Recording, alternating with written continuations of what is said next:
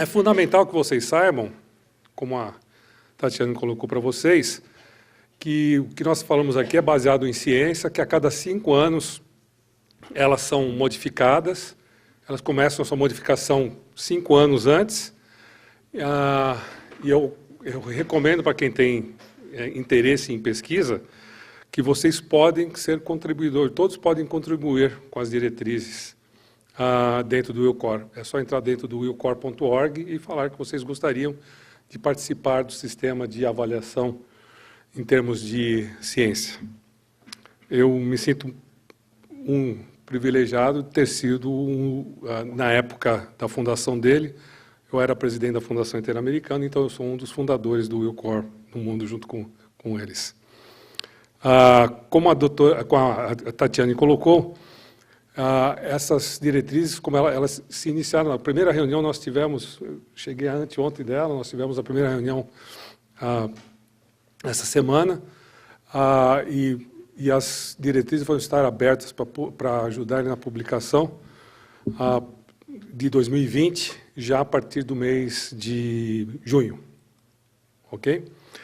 Em 2016, exatamente, é uma obrigatoriedade que me foi feita, nós teremos a publicação, vocês podem anotar aí, as diretrizes nacionais brasileiras estarão sendo publicadas em 2016 nos arquivos brasileiros de cardiologia.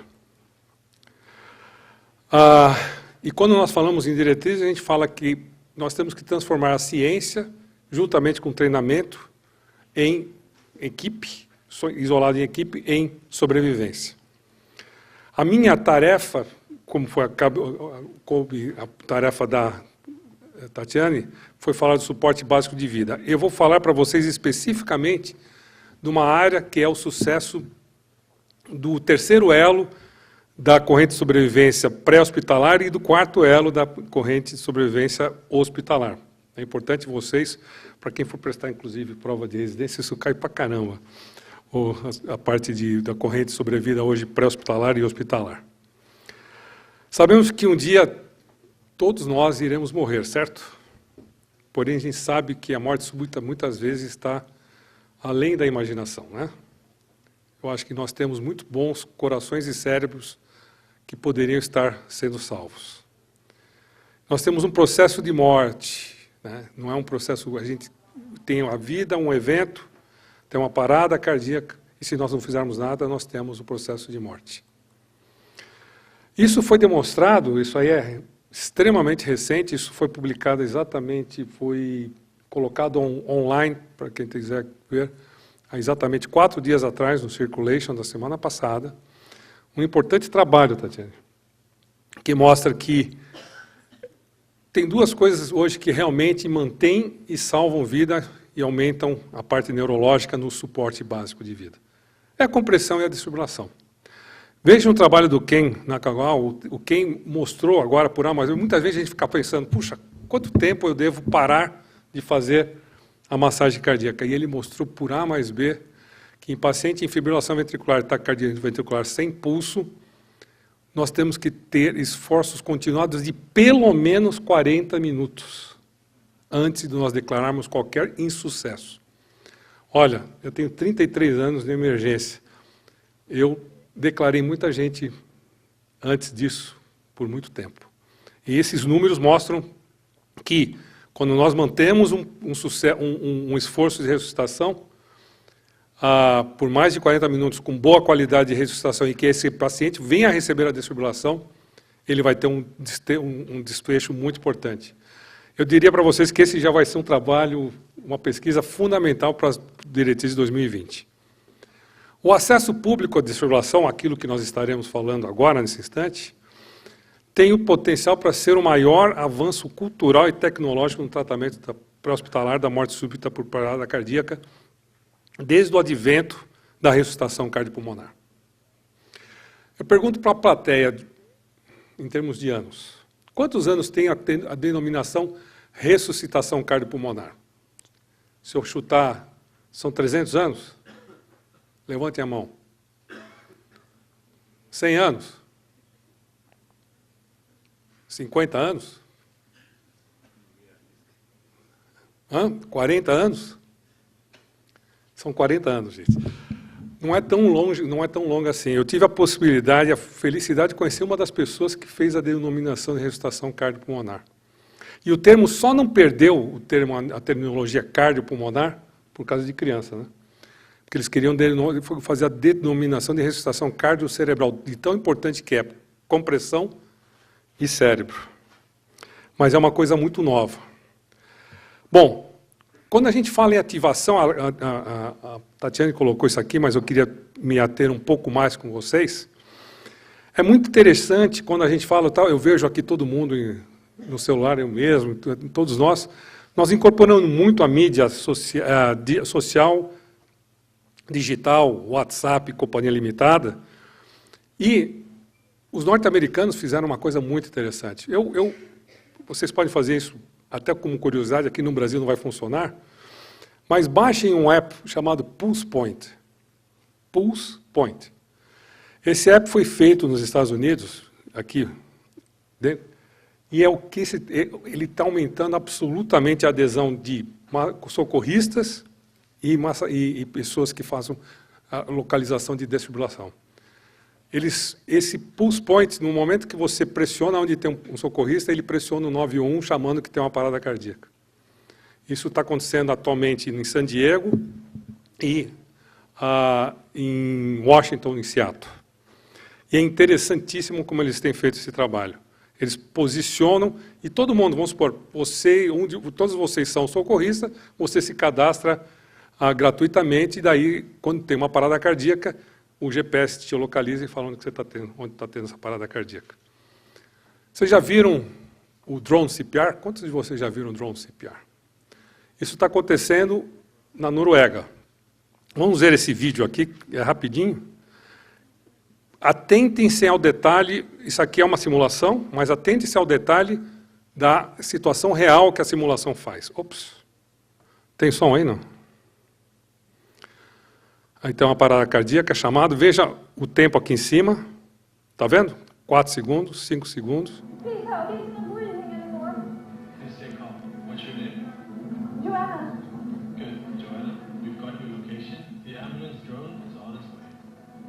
Esse é um drone.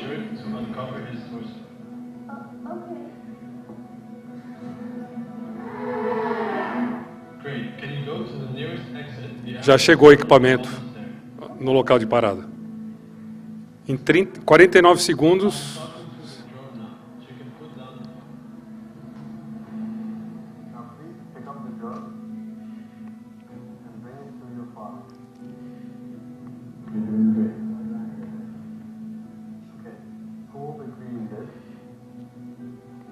E o paciente vai receber o choque em menos de 3 minutos, como as diretrizes recomendam.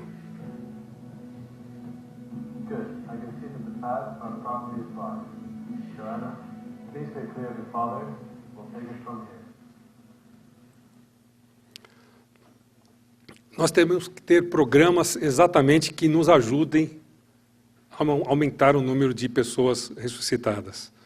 Em aeroportos, estádios de futebol, academias, em grandes locais de risco de parada cardíaca.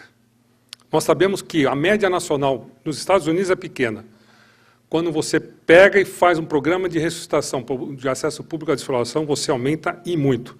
Veja a média nacional e veja quando você faz um projeto como de policiais e, por exemplo, de cassinos. Vejamos alguns sucessos para vocês conhecerem de uma maneira muito clara. Policiais. Por que policial seria um bom grupo de pessoas que poderiam ajudar durante uma parada cardíaca? Porque eles têm um rápido deslocamento para a chamada central, têm uma grande presença em público e aumento da sobrevida em comunidade. O exemplo que nós temos é da região de Rochester, Minnesota, que hoje tem um programa de desfibrilação operado por policiais que pulou uma sobrevivência de 60% na região de Rochester. Companhias aéreas.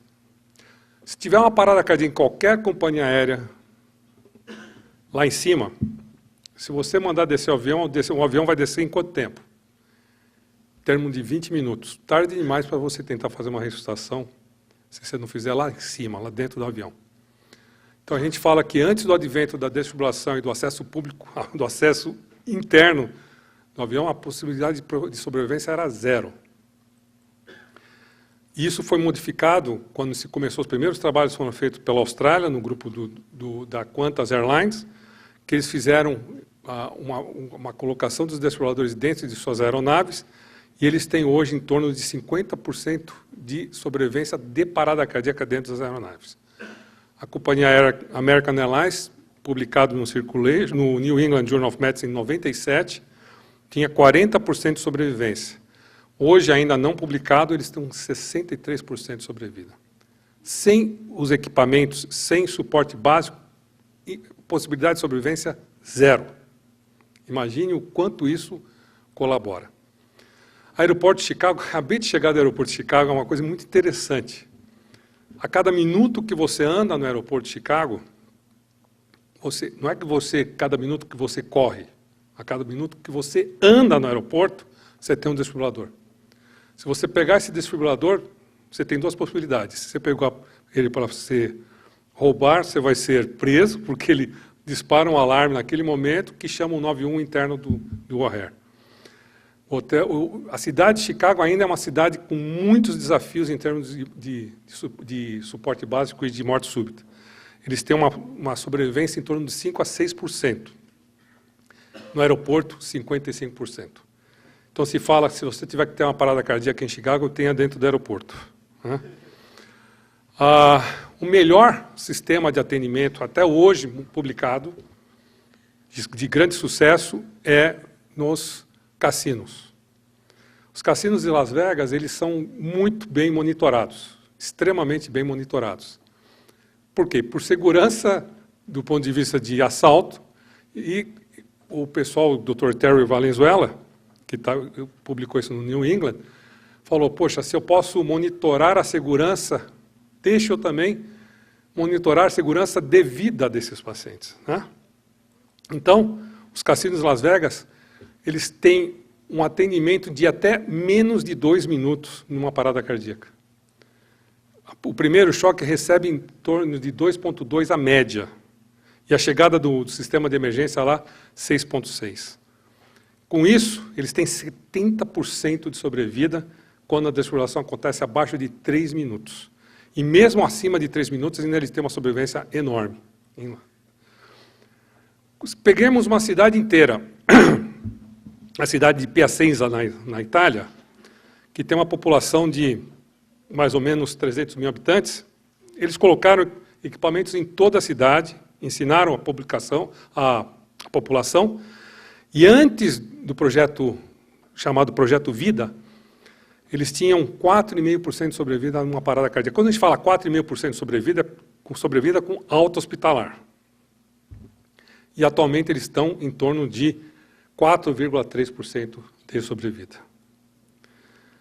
O Japão, vocês sabem o que são esses pontinhos vermelhos? Esse é o projeto SOS Kanto. SOS Kanto, eu fui descobrir o que é Kanto. Kanto é a área populosa do Japão. É Tóquio, Yokohama e Nagasaki. Eu tive a felicidade de conhecer isso quando o meu time foi campeão do mundo em 2012. 2012 foi, já faz tanto tempo? Não, foi 2014, né? Que o Corinthians foi campeão. Bom, não importa. Cada pontinho vermelho que vocês estão vendo aqui são desfibriladores espalhados na cidade. Quando você entra na área de Tóquio, isso aqui, eu estou tirando uma foto que foi do Circulation. Eles têm um equipamento, acho que tem lugares que tem equipamentos um atrás do outro.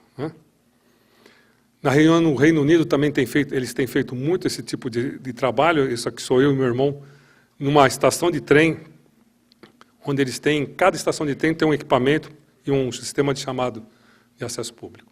Bom, nós mostramos isso. É viável nós fazermos isso no Brasil? É viável? Sim, é viável. Eu tenho a felicidade de trazer para vocês, por isso que é uma das razões que a gente trouxe essa palestra. Quando nós submetemos esse trabalho para o Journal of American Medical Association, nos Estados Unidos, eles viram os nossos números e falaram, não, vocês têm que fazer a modificação do nome da sua pesquisa e chamar primeiro acesso público de sucesso na América Latina. aqui em São Paulo. Nós temos o metrô de São Paulo. Nós temos em torno de 2 a 3 paradas cardíacas que embarcam por mês no metrô de São Paulo. Vocês sabiam disso? São 3,3 milhões de usuários por dia. E nós temos uma lei que exige que lugares como esse tenham obrigatoriedade de suporte básico e localização de desfibriladores automáticos. Nós nos sentimos absolutamente felizes, nós, quando eu falo isso, o Instituto do Coração, em nós termos feito esse programa de treinamento e colaboração em implementação dos equipamentos nas 61 estações do metrô de São Paulo. Hoje nós temos, em todas essas localizações, em todas as estações, tem seus equipamentos com pessoas treinadas. E a implementação iniciou em 2004, com o início do que nós fizemos um estudo interno. Em 2005, nós fizemos, então, eles começaram em 2004, fizeram um convênio com a gente, iniciamos o treinamento, implantaram inicialmente em 20 estações, agora implantaram em todas elas, e mais de 3.500 pessoas treinadas em todas as estações, e essas pessoas treinadas são leigos, são seguranças e são agentes de estação. Aqui vocês estão vendo, isso aqui foi concedido para a gente, é uma estação São Bento, do metrô, uma parada cardíaca sendo atendida pelo nosso grupo, dentro do metrô aqui de São Paulo. E essa pessoa que foi atendida, que teve uma parada cardíaca dentro do metrô, não foi nem dentro do trem, no metrô, atendido pelo grupo que treinou com a gente. Esse mesma pessoa, nós temos todas as avaliações dos equipamentos com os seus devidos registros, e publicado no final do ano passado, nós temos hoje em torno próximo já de 50% de sobrevida. A nossa sobrevida aqui era de 37%.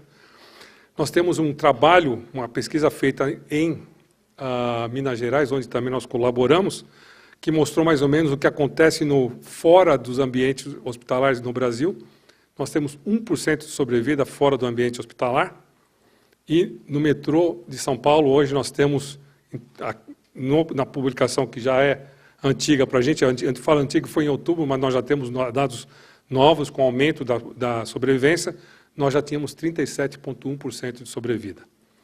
Então, essas são pessoas, já são os sobreviventes do metrô. Nós fizemos um evento ano passado, onde nós trouxemos esses sobreviventes para falar com as pessoas, são todas pessoas que podem nos ajudar e mostrar para a gente a importância do que nós temos feito de treinamento, a implementação em locais de acesso público. É fundamental que nós façamos esse treinamento dos 3 primeiros elos, e esperamos que nós tenhamos uma melhora através do nosso suporte, do nosso SAMU e dos nossos serviços de emergências e unidades de terapia intensiva. Nós temos que ter a cultura, o treinamento com reciclagem, o procedimento e comunicação. Nós temos que também envolver o usuário, e agora é o nosso outro piloto desafio de fazer com que haja esse desenvolvimento. Nós temos feito vídeos minutos dentro do metrô de São Paulo e, como falei, nós temos tido um grande aumento de sobrevivência. Então, eu digo que nós mostramos o que existe nos Estados Unidos e na Europa, mas nós temos possibilidade de que isso aconteça também aqui no Brasil. Como a Tatiane colocou, salvar uma vida é salvar um mundo. Eu descobri uma coisa muito interessante. Isso aqui é o livro Talmud, que é o livro sagrado dos judeus, mas essa mesma frase, sabe onde está escrita também? No Alcorão. Exatamente a mesma frase. Do outro lado do rio, salvarmos uma vida é salvar um mundo. Eu queria agradecer a todos e abrir aqui para... Nós começamos um pouco atrasado, eu quis me manter no horário, acabei exatamente no horário, e abrir para perguntas, especificamente falando sobre suporte básico de vida. Olha aqui a primeira pessoa aqui. Obrigado. Obrigado. Parabéns pela aula. Obrigado. Se eu entendi, os números de sobrevidas se referem a pacientes que receberam alta após a internação que sucede o evento, né? Sim. Tem uma ideia ou tem alguns trabalhos que mostrem a qualidade de vida daqueles que vão para casa? Esse é um questionamento que eu posso te falar de uma. Nós não temos esses números, mas é uma pesquisa que nós estamos realizando. Qual é o status neurológico dessas pessoas, né? Nós temos a grande maioria desses 37,1% que vocês viram aqui, mais de 70% tinham um bom status neurológico. Uma coisa que nós imaginamos e que nós estamos trabalhando agora dentro do hospital, e é uma coisa que, por exemplo, vocês vão ter oportunidade de ver amanhã, uma das pessoas que trabalham com a gente também, é dentro do hospital a realização da hipotermia terapêutica ou gestão da temperatura pós-parada cardíaca.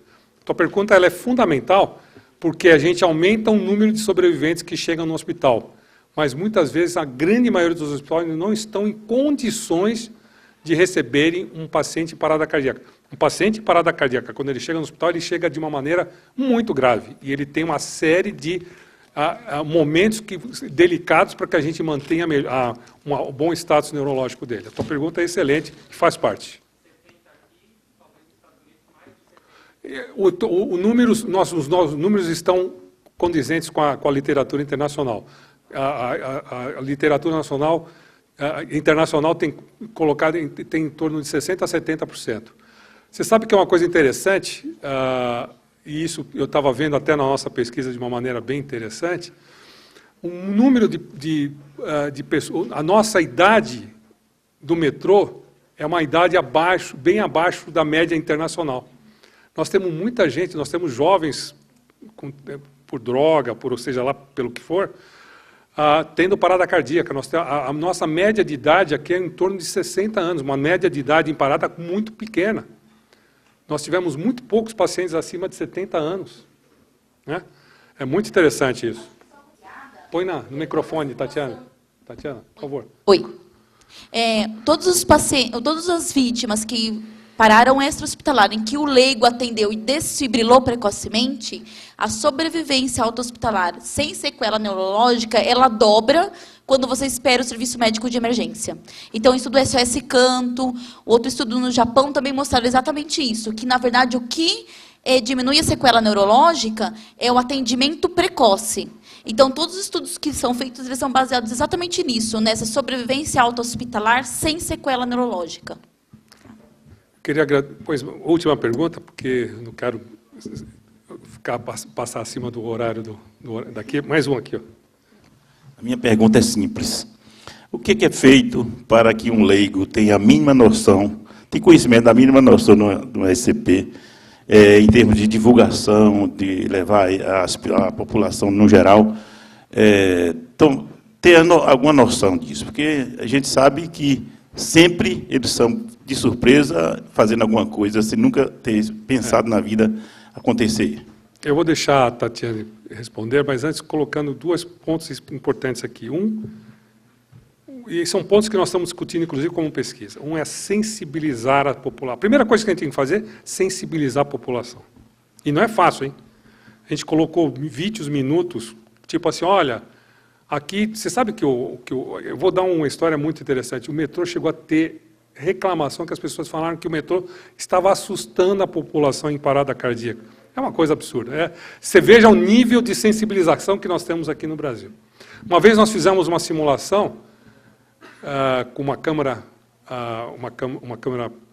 oculta, e as coisas mais interessantes, desde a pessoa querer passar um álcoolzinho no pulso, abanar, fazer...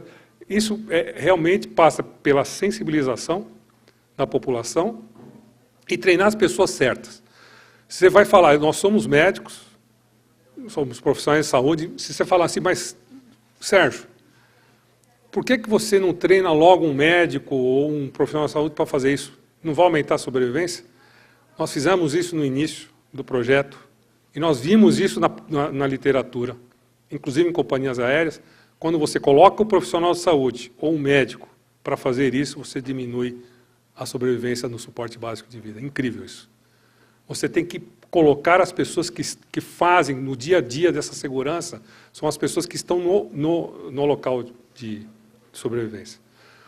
dar um exemplo para vocês. Vocês lembram a Varig, não é?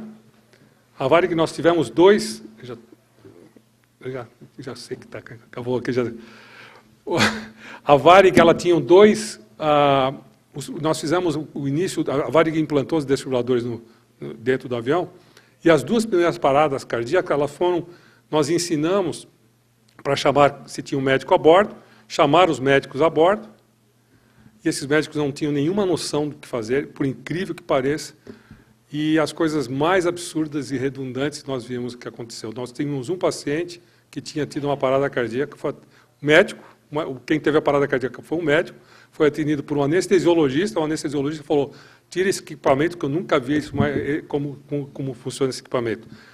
Quando ele foi retirado, esse equipamento, ele grava som e a parte elétrica. O paciente estava em fibrilação ventricular e faleceu, com 51 anos de idade. O segundo paciente também foi feito pelo médico, o médico quase que ele se preocupou mais em brigar com a atendente a bordo do que salvar o paciente.